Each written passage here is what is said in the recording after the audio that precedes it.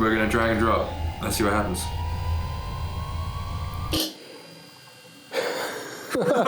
Editing is so easy these days. My laptop renders everything in seconds, but maybe it's become too easy. I was talking to my dad the other day, and he thought that it was more about the machine than the editor, and that editors these days can just pump out anything. Well, I'm gonna prove him wrong. It's not about the car. The only thing that matters is who's behind the wheel. I'm gonna get a vintage MacBook from 2001 and edit a YouTube video on it, proving that even with a machine built before YouTube even existed, you can make great YouTube content. The big question is, which computer are we gonna do this on? In order to do this, we're gonna have to go way back. Whoa, not that far back.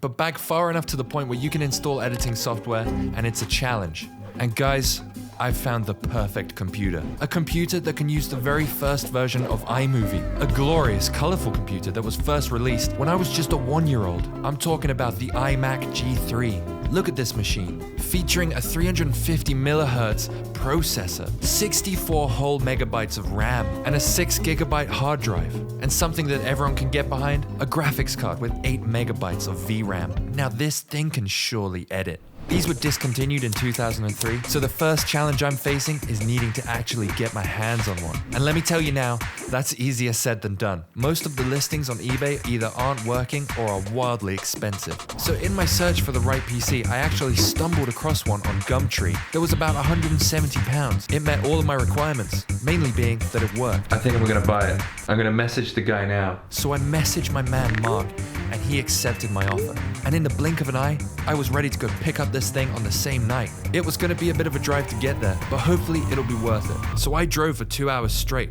I'd never been to this area before, and I was getting quite nervous. What if there was something wrong with the PC that this guy wasn't telling me? And most importantly, what if it just can't edit?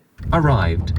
So for the moment of truth, I walk into this guy's creepy house, and immediately I'm greeted with a perfect working iMac G3. This thing is immaculate. Minus the dust, it's all in working order, it comes with a whole bunch of random iMac related stuff. And most importantly, I think this thing will be able to edit. Yeah! So feeling really invigorated and happy with my purchase, I set off home and started the journey of editing on this iMac. One thing I didn't think about was how unbelievably heavy this thing was gonna be. This thing's heavy.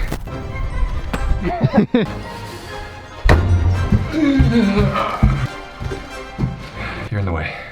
So of course, the first step is to see if the PC actually works. Time for the moment of truth.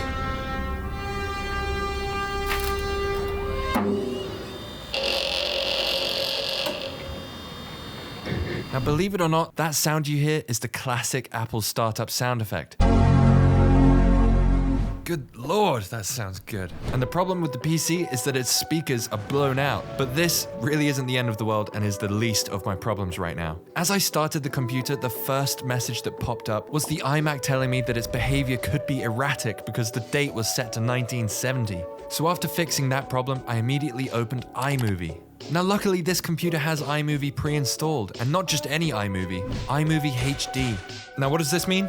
Well, your guess is as good as mine, but it means it's HD, so that's a good thing, right? After this, I had a quick shower, toilet break, all the stuff necessary to warm up before editing, and then I began. Now believe it or not, even though we're using iMovie HD, this iMovie and this computer cannot accept modern video files. But lucky for me, I'd already solved this problem without even knowing. I already own an old Nikon Coolpix from 2004, which happens to take video footage. And although it looks absolutely awful, I'm pretty certain that this iMac will be able to accept the footage. The only problem now is being able to get that footage from the SD card onto the computer. This is either going to mean transferring to a USB from another laptop or finding a way to hook up the SD card directly to the computer itself. Might have to go looking for a USB. And so I did, to absolutely no success. No USBs. Not one shop locally had a USB stick for sale. So they don't have USB sticks. But they do have double cream.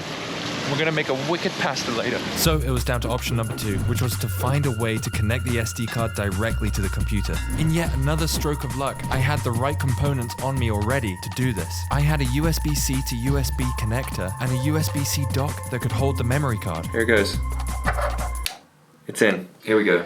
And after waiting for a few minutes, nothing came up on the screen. I don't know if this is being picked up. Unfortunately, it looked like it wasn't working. Shit, we might have to find a USB. Can we do it not into the USB hub, but straight into PC? I don't know. But luckily, my cameraman had a great idea that saved me. I shit you not, there is literally a smell of burning dust in here. Mouse has stopped working, but we have something. We have something. We have something! But at what cost? Oh no! No! After my complete overreaction, I settled down and realized that everything needed to be plugged in directly to the computer. No using old USB hubs. Now having everything plugged in and working, it was time to see if the test footage worked. So I imported the footage into iMovie. Alright, we're gonna drag and drop. Let's see what happens. Now, even though the PC farted a couple of times, it still eventually worked, and therefore I was ready to start making the final video. Oh, we got this. We can actually make this. This is actually gonna work. Well, that was a total success. Let's go film the music video. Whoa, just to update you, yes, we're gonna make a music video. And yes, it is a parody of Like a G6 by Far East Movement. So the first thing I had to do was record a karaoke version of the song right into the computer's microphone, as we have no internet on this thing.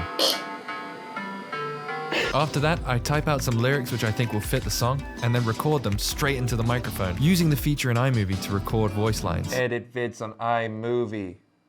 Like a wizard. Pretty cool stuff for an old PC. And honestly, using this thing and creating shortcuts which I didn't expect was starting to feel quite nostalgic, and I was really enjoying the process. But that's not to say that it was easy. I definitely had a few crashes here and there. On a Mac that I had. And not just any kind of crash. The kind of crash that removes all of your progress. No. It just crashed. But eventually, after about half an hour of recording, I managed to get the whole song down, and with that done, it was time to record the music video itself. So we went out again and we recorded the music video with the Nikon Coolpix. This was actually just really fun to do. I love getting out of the office and doing funny shit like this. We made some cool setups and I had to wing it with remembering the lyrics. And then it was time to start editing the final thing, which means doing what we've all been waiting for. Bringing video footage into the iMac. The first problem I faced was with the hard drive itself. This iMac can only hold 2 gigabytes worth of stuff, so how was it going to hold all of this video footage? Well, the short answer is, it barely could. And whilst importing the final file, after letting it import all the others for hours, an error message popped up saying that the internal memory had run out. This is not ideal, as you can imagine, but somehow by importing the last video in alone, I managed to get it on there. So we're in luck, and it's time to edit. Oh, I hate this. Now, editing on this thing was a bit of a nightmare, and it all boiled down to basically one massive problem, which is that once you drag a piece of footage off of the project window into the timeline, it's gone, and you can't reuse that clip ever again. No rewatching. Once it's in the project, it's like, you can't go back to it. Like, that's it, it's final. It's like fucking real film. And you thought that might be the only problem? No, the video files that I created on the Nikon Coolpix don't have any audio, so syncing it up with the parody song we made, well, It's not good. now as awful as these problems were, I wasn't gonna let them stop me from creating an epic music video. And in those moments of inspiration, I found answers. I did it. You copy and paste. You copy and paste, it's so simple. It was right there all along. Shortcuts that were so simple, it seemed dumb. Then you're overcomplicating it because you're like used to more complicated software. Yeah. But even with these newfound shortcuts, nothing could save the fact that this software was straight up limited. Dude, this is so annoying. There's some like bits that I really want to use, but I can't because you can't drag video clips in front, like from the same video file in front of, if it's like before it. You do. What am I saying? If you wanted to use 2 clips from one video, clip A and clip B, you can't switch the positions. Let's say you really got a nice bit on clip A, the dance moves are great, but I want to use clip B first. No. Now with all the boring cutting out of the way, it's time to move on to the transitions and video effects. So instead of using transitions because they're absolutely broken, we're going to use video effects. Oh, okay. You'll see exactly what I'm saying in just a second. Oh my god, that's amazing. Honestly, there just weren't many visual effects that I could use in this video, so I only put 1 or 2 in there. And overall, the result is an early 2000s masterpiece. We're rendering, we're exporting this bad boy. If you're around my age, then you've probably grown up with one of these around the family household, or at least in your school. So it's pretty fun, it's a nice little nostalgia trip to go down. The video might not be the best, but I had a great time picking it up, looking after this thing, bringing it back to life. It feels like a character, like a person, like an old man who's just like, and he farts every now and again. I love him. Would I ever do it again? No. Was it worth doing? Yes. So when you watch this video, just let those early 2000s vibes just wash over you, because everything about it is straight from the early noughties. Every single thing. And I think that in itself is pretty special. Now shut your goddamn mouth and enjoy what I've just made for you.